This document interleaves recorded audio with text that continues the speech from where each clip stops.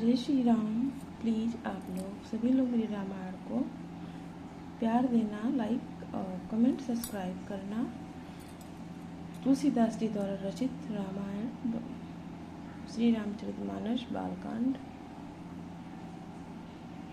दोहा संख्या 141, 143, 142।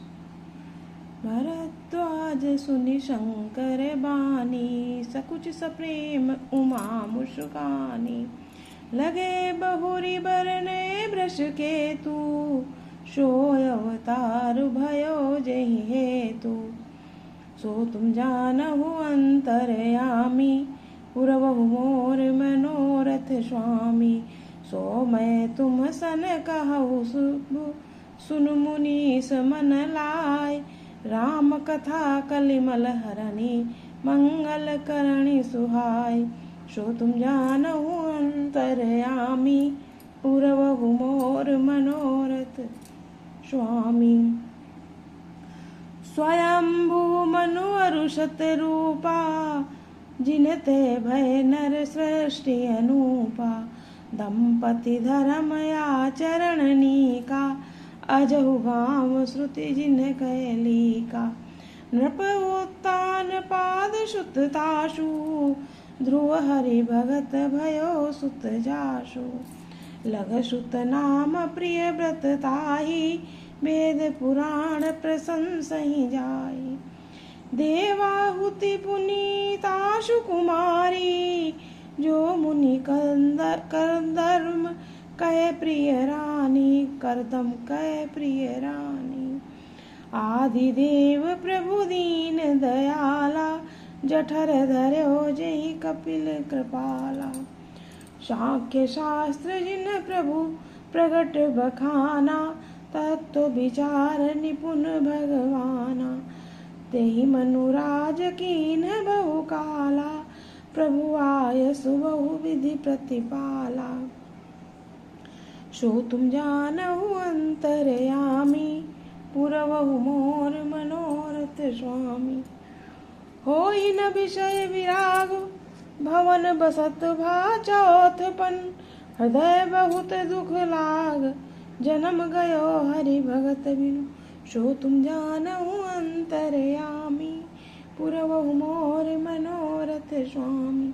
बरबस राज सुतहि तब दीना, नारी समेत गवन बन कीना। तीरथ बरनय मिष विख्याता, अति पुनीत साधक सिद्धिदाता। बसहि तहाँ मुनि सिद्ध समाजा, तहाँ ही हरसि चलो मनु राजा। पंथ जात सोहई मति धीरा, ज्ञान भगति जनु धरे शरीरा। पहुँचे जाय धेनु मति तीरा, हरसि नहाने निर्मल नीरा। आये मिलन सिद्धि मुनि ज्ञानी, धर्म धुरंधर नृप ऋषि जानी। जहाँ तहाँ तीरथ रहे सुहाए, मुनि सकल सादर करवाए। कृश शरीर मुनि पट परिधाना, शत समाज नित सुनहि पुराना। सो तुम जानहु अंतरयामी, पुरवहु मोर मनोरथ स्वामी। द्वादश अक्षर मंत्र पुनि, जपहि सहित अनुराग। वासुदेव पद पंकुरो, दंपति मनयति लाग। सो तुम जानहु अंतरयामी, पुरवहु मोर मनोरथ स्वामी। करहि आहार साक फल कंदा, सुमिरहि ब्रह्म सच्चिदानंदा। पुनि हरि हेतु करण तब लागे, बारी आधार मूल फल त्यागे। सो तुम जानहु अंतरयामी, पुरवहु मोर मनोरथ स्वामी। यज्ञ वालकल्य जी ने कहा, हे भरद्वाज, शंकर जी के वचन सुनकर पार्वती जी सकुचाकर प्रेम सहित मुस्कराई। फिर बृहस्पति शिव जी जिस कारण से भगवान का यह अवतार हुआ था, उसका वर्णन करने लगी। हे मुनीश्वर भरद्वाज, मैं वो सब तुमसे कहता हूँ, मन लगाकर सुनो। श्री रामचंद्र जी की कथा कलयुग के पापों को हरने वाली है, कल्याण करने वाली है और बड़ी सुंदर है। स्वयंभू मनु और उनकी पत्नी शतरूपा, जिनसे मनुष्यों को अनुपम सृष्टि हुई है, इन दोनों पति पत्नी के धर्म और आचरण बहुत अच्छे थे। आज भी वेद इनकी मर्यादा का गान करते हैं। राजा उत्तानपाद उनके पुत्र थे, जिनके पुत्र और प्रसिद्ध हरिभक्त ध्रुवजी हुए। उन मुनि के छोटे लड़के का नाम प्रियव्रत था, जिसकी प्रशंसा वेद और पुराण करते हैं। पुनः देवाहुति उनकी कन्या थी, जो करदम मुनि की प्यारी पत्नी हुई और जिन्होंने आदिदेव दीनों पर दया करने वाले समर्थ एवं कृपाल भगवान कपिल को गर्भ में धारण किया। तत्वों का विचार करने में अत्यंत निपुण जिन कपिल भगवान ने सांख्य शास्त्र का प्रकट रूप में वर्णन किया, उन स्वयंभू मनु ने बहुत समय तक राज्य किया और सब प्रकार से भगवान की आज्ञा रूप शास्त्रों में मर्यादा का पालन किया। घर में रहते रहते बुढ़ापा आ गया, परंतु विषयों वैराग्य नहीं होता। इस बात को सोचकर उनके मन में बड़ा दुख हुआ कि श्री हरि की भक्ति बिना जन्म यो ही चला गया। जब मनु जी ने अपने पुत्र जब जबरदस्ती राज्य देकर स्वयं स्त्री सहित वन को गमन किया, अत्यंत पवित्र और साधकों को सिद्ध देने वाला तीर्थों में श्रेष्ठ नैमिषारण्य प्रसिद्ध है। वहाँ मुनियों और सिद्धियों के समूह बसते हैं। राजा मनु हृदय में हर्षित होकर वहीं चले। ये धीर बुद्धि वाले राजा रानी मार्ग में जाते हुए ऐसे सुशोभित हो रहे थे, मानो ज्ञान और भक्ति ही शरीर धारण किए जा रहे हों। चलते चलते वे गोमती के किनारे जा पहुँचे। हर्षित होकर उन्होंने निर्मल जल में स्नान किया।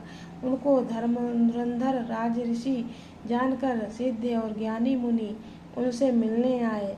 जहाँ जहाँ सुंदर तीर्थ थे, मुनियों ने आदर पूर्वक सभी तीर्थों को उनको करा दिए। उनका शरीर दुर्बल हो गया।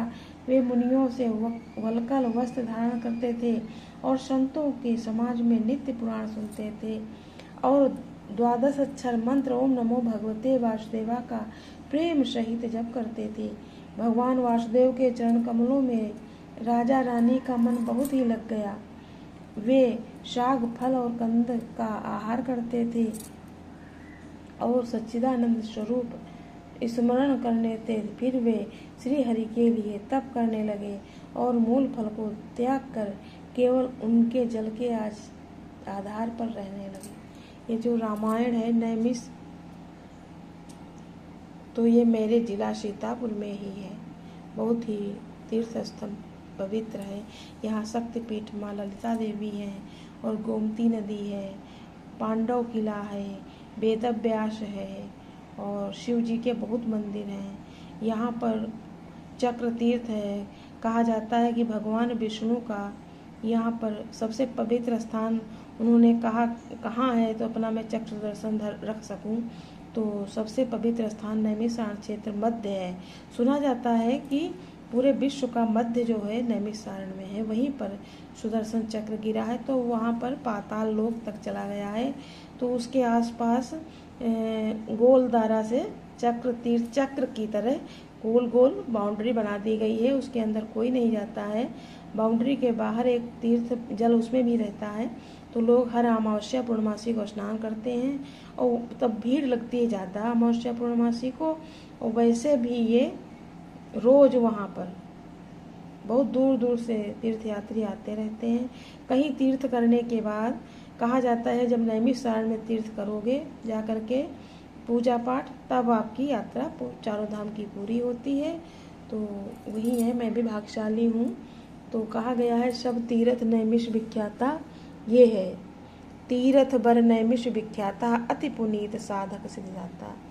तो यहीं पर जो मनु शतरूपा हुए यहीं पर हुए। तो आज मुझे बहुत खुशी हो रही है। जय श्री राम। आप लोग लाइक कमेंट कीजिएगा और नैमिषारण्य के बारे में विस्तार से जानने की अगर कोशिश हो तो पढ़िएगा।